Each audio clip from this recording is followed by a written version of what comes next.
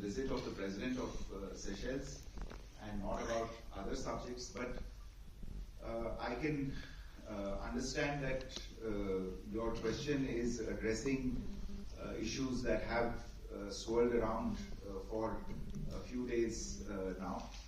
So let me make share some thoughts with you and make clear how we are thinking about this particular issue.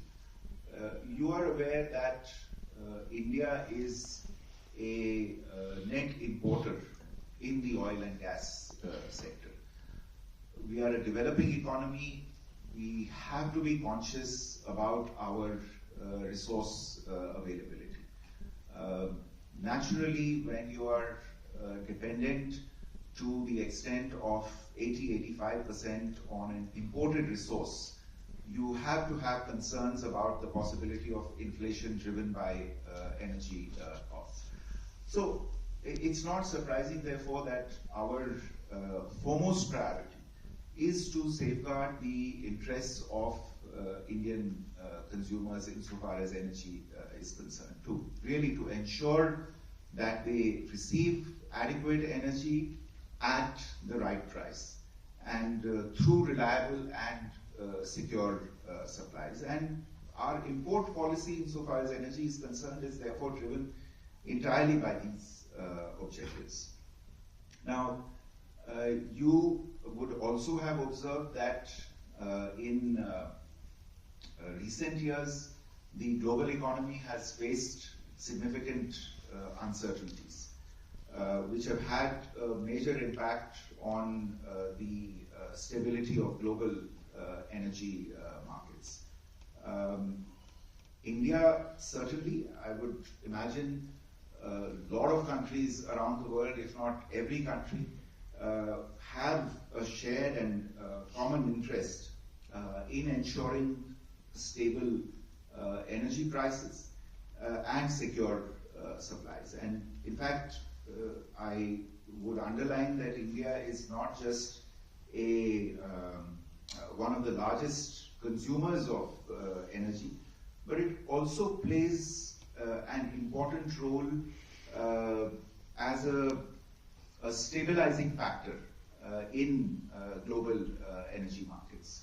And that's one reason why we import energy from multiple sources. So, as I mentioned earlier,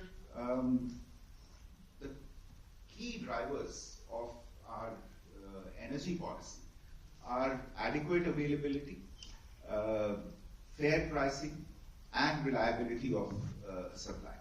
So, if you look at the data, and I'm sure you're looking at the data on a constant basis, you will see that we import crude oil from dozens of countries. We are neither dependent on any single source for this, nor do we intend to be. And it is natural for the mix of sources to vary from time to time, depending on objective market conditions. Our approach is to maintain multiple sources of supply and diversify them as appropriate to ensure stability. Therefore, I would say that the more diversified we are in this area, the more secure we are. Insofar as actual sourcing of energy is concerned, again, all of you follow this closely, so you know that the actual sourcing is done by oil companies. Oil companies in the public sector, oil companies in the private sector. And they make decisions based on market conditions. They assess availability at any given point in time. They assess risks. They assess costs in this process. And obviously, all of these companies also have their own internal accountability related processes to look at, and certain fiduciary responsibilities in the market. So at any given time, there is a rather complex matrix of issues that these companies have to take into account, which, not to disregard it, also includes very, very important financial and logistical aspects.